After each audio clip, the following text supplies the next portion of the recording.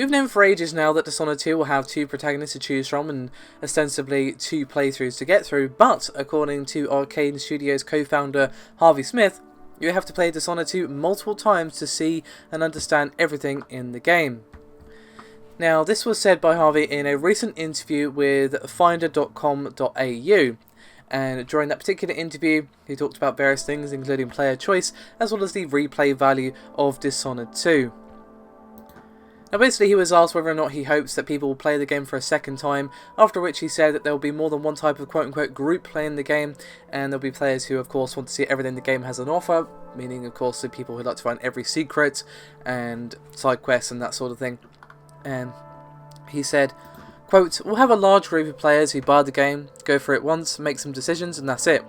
They choose Possession and Rat Swarm, they kill a lot of dudes and go high chaos, they finish the game and say, that's it, I'm done. Or they go the opposite and they are stealth players who upgrade their blink and sneak past everybody and finish the game without killing anyone. They stick it on the shelf and they're done. We do have a lot of players who go through many times, because in Dishonored you cannot see everything at once. You probably only see 25% of the game if you follow it once. There's a path on the right, a path over the roof, a path on the left, or maybe you just possessed a fish and swam around in the river.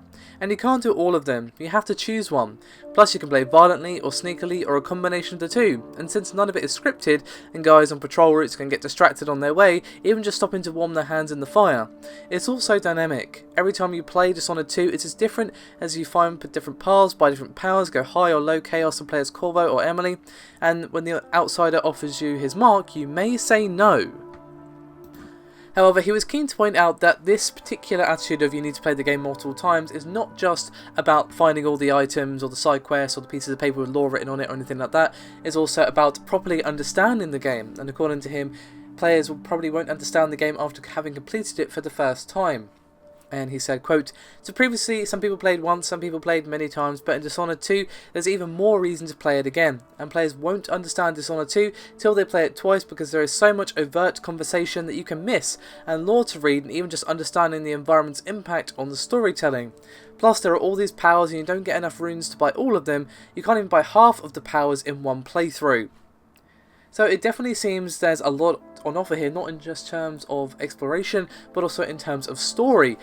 Obviously there's, not even just a playthrough of Emily versus Corvo, there's also high and low chaos on each one, and again different powers to purchase, different routes to take, perhaps different stories to discover.